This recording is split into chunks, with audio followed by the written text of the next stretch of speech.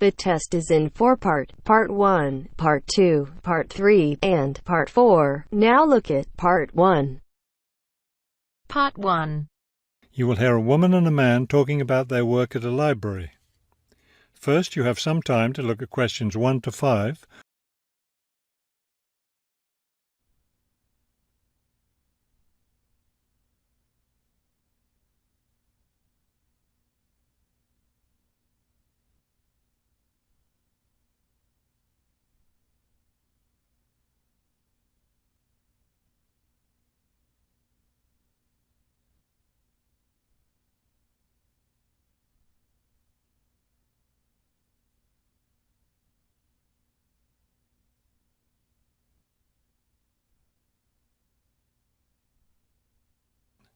Now we shall begin. You should answer the questions as you listen, because you will not hear the recording a second time. Listen carefully and answer questions 1 to 5. Hello, I'm Mrs. Phillips, the head librarian. You're the new library assistant, aren't you? Yes, I'm Robert Haskell, but please call me Bob. All right, Bob. Let me take a few minutes to explain how the library works and what your duties will be. First, the library opens at 8:30 in the morning, so naturally we expect you to be here and ready to work by then. Of course. And you can go home at 4:30 when the library closes. Now, let me explain where everything's kept. It looks like here on the ground floor is where the reference books are. Yes, that's right. Up on the second floor is where the adult collection is, both fiction and non-fiction. And the children's books are there too, aren't they? I thought I saw them in the room by the stairway. No, those are magazines and newspapers for adults. Children's books are up one more flight on the third floor. We'll take a look at them later. Let me show you how we organize our work. Do you see that brown book cart over there? The one by the door? Yes, that one.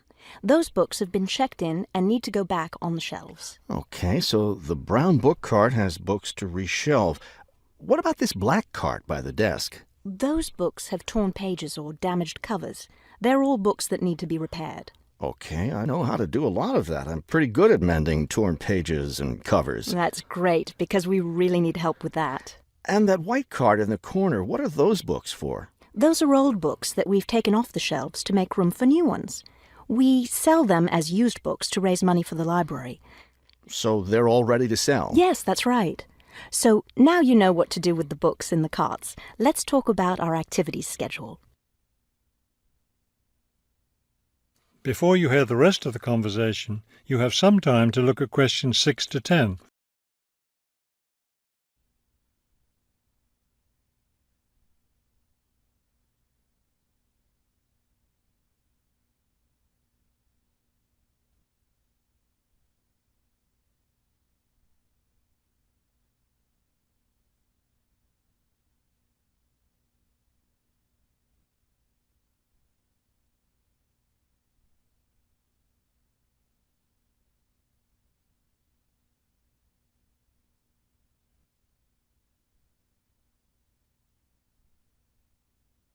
Now listen and answer questions 6 to 10.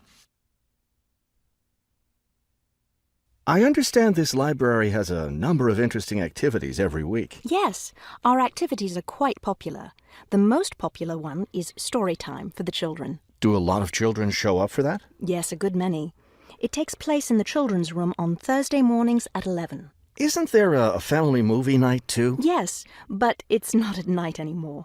We used to have family movies on Fridays when the library is open until 9, but now we have a different activity at that time, so we had to switch family movies to the weekend, Saturday afternoon. How much do you charge for the movies? They're all free.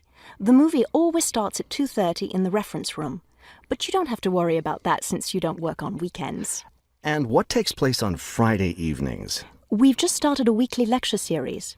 We have a different speaker every week, and the lectures cover all different kinds of topics. That sounds like something I'd be interested in attending. Good, because we'll need your help with that.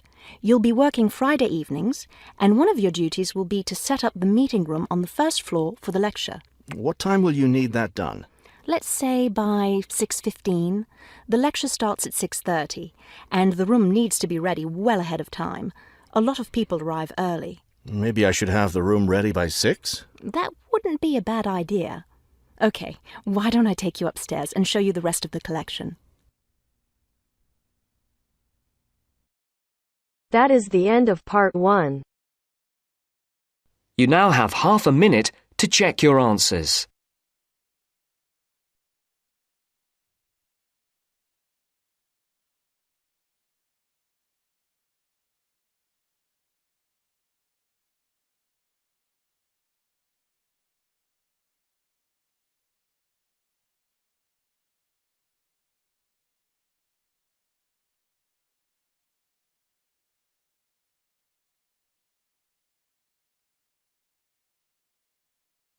Now turns to part 2.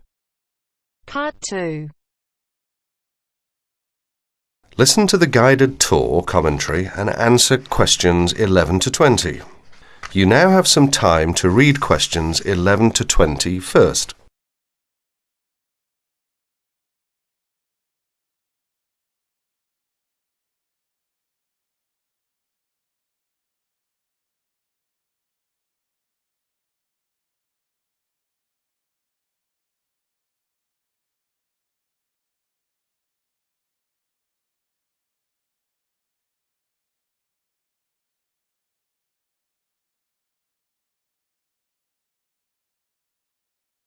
Welcome to the library tour.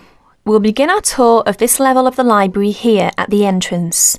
Then we'll go in a clockwise direction. So, first of all, over here on the left, next to the entrance, is a touchscreen information service. These computers can be used at any time to get general information about the library and how it works. In front of the touchscreen information service are the catalogues. As you can see, it's a computerized catalogue system and it's very easy to use. The catalogues are linked up to the other libraries at the university, so make sure you check which library a book is in when you are trying to locate a particular item. Next, along here on the left, we have the circulation desk for borrowing and returning books.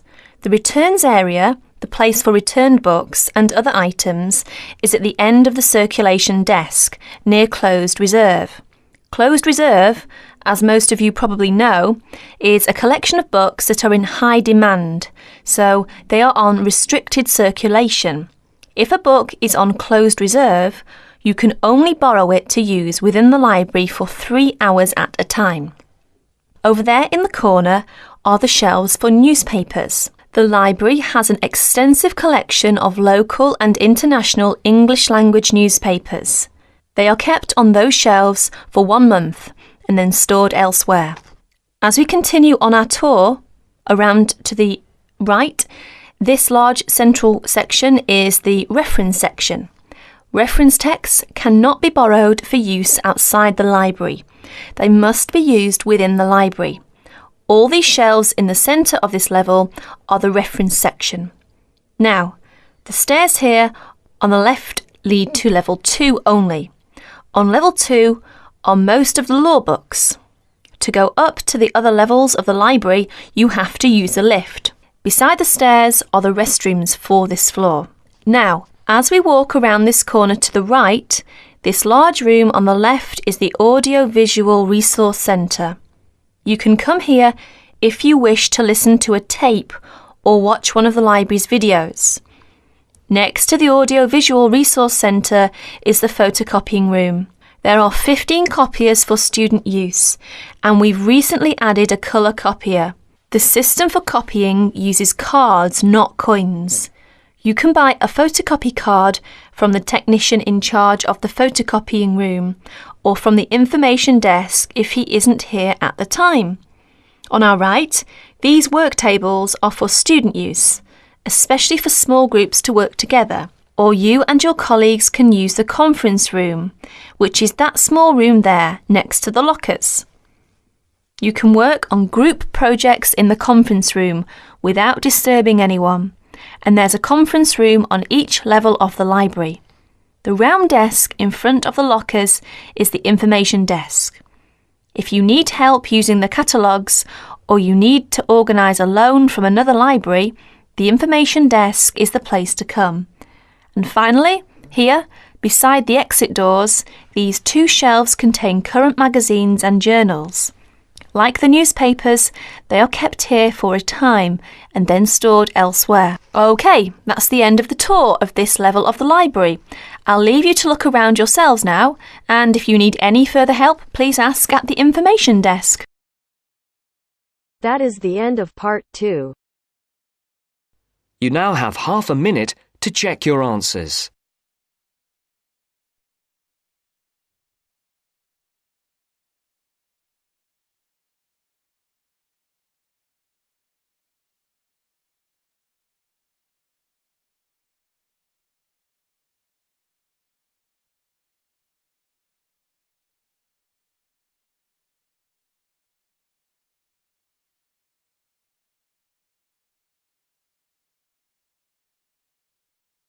Now turns to part 3. Part 3. You will hear a conversation between two flatmates, Craig and Don, who are looking for a third person to share their flat. First, you have some time to look at questions 21 to 25.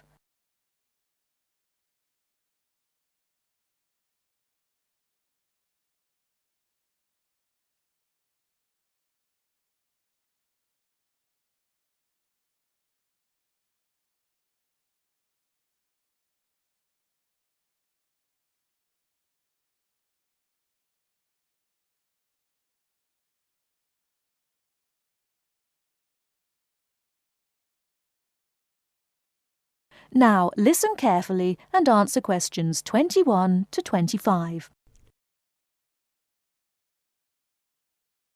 Hi, Craig. Been home long? Yeah, quite a time. Did anyone phone about renting the spare room? Yeah, we've had 3 phone calls about it. Really? Yeah. Do you want to hear about them? Sure. Right. The first one was called Phil Parrott. Uh-huh. He's a teacher. He's just qualified and he teaches sports. OK. Actually, I'm not sure about him. He certainly sounded energetic, but he asked lots of questions about whether we smoked and what sort of food we cooked. Yeah. I mean, we don't exactly live on pizza and chips and takeaways. Well, not quite, but... But he might be a bit too health conscious to really fit in with the sort of life we lead. Yeah. And he asked a lot of questions about the room. He said he needs a big room because he's got lots of sports equipment. Well, that's OK. The room's quite big, but I'm not so sure about him. What about the second one? He was called David Spencer. Spender? No, Spencer. C-E-R.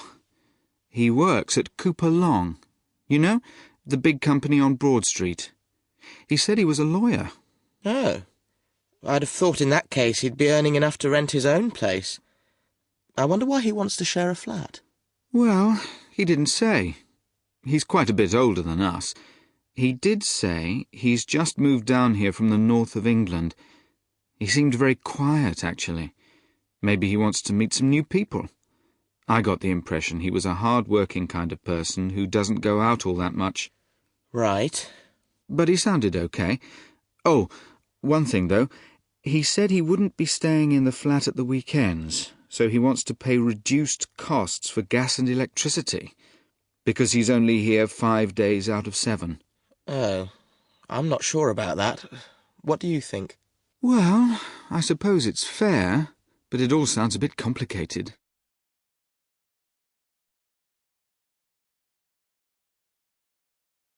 Before you hear the rest of the talk, you have some time to look at questions 26 to 30.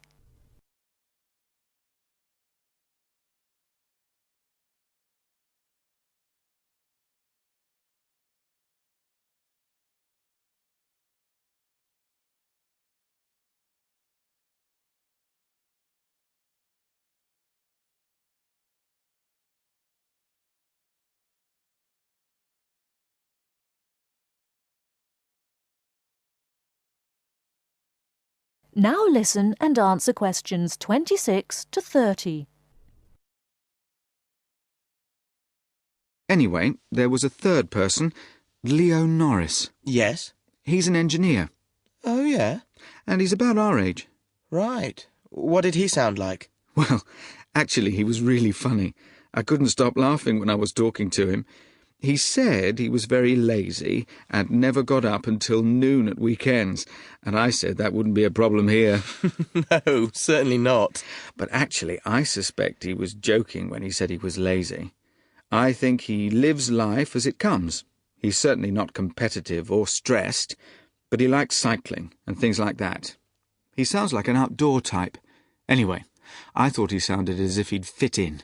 He wanted to check if there was somewhere safe for his bicycle. That's not a problem. No, he can leave it in the garage with my car. So did you get his contact details? Yes, he left his mobile number. It's 077 687 2433. And does he want to move in straight away? Well, he's paid his rent in his present place up to the 31st of September, but he said that if possible he'd like to move in a bit before then. He said the 28th of September. And he was okay about the rent? Yeah, he said it was fine. Right. So shall we give him a ring and see if he wants to come round and... That is the end of part 3. You now have half a minute to check your answers.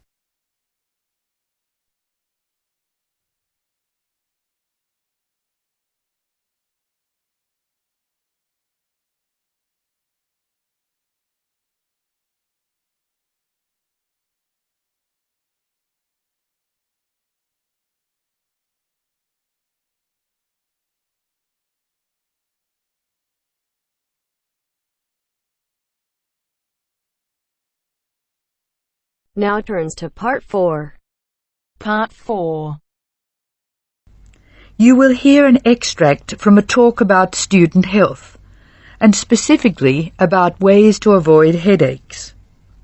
Listen to what the speaker says and complete the summary. First, look at questions 30 to 40.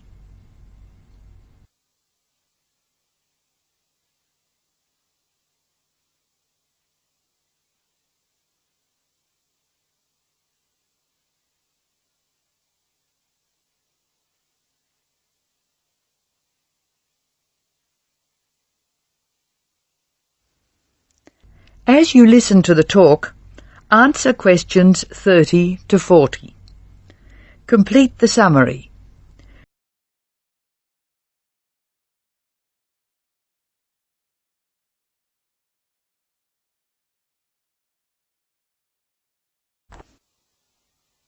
Hello, welcome to the Student Orientation Programme. Today's session is on health issues, and this talk is about headaches and how to avoid them.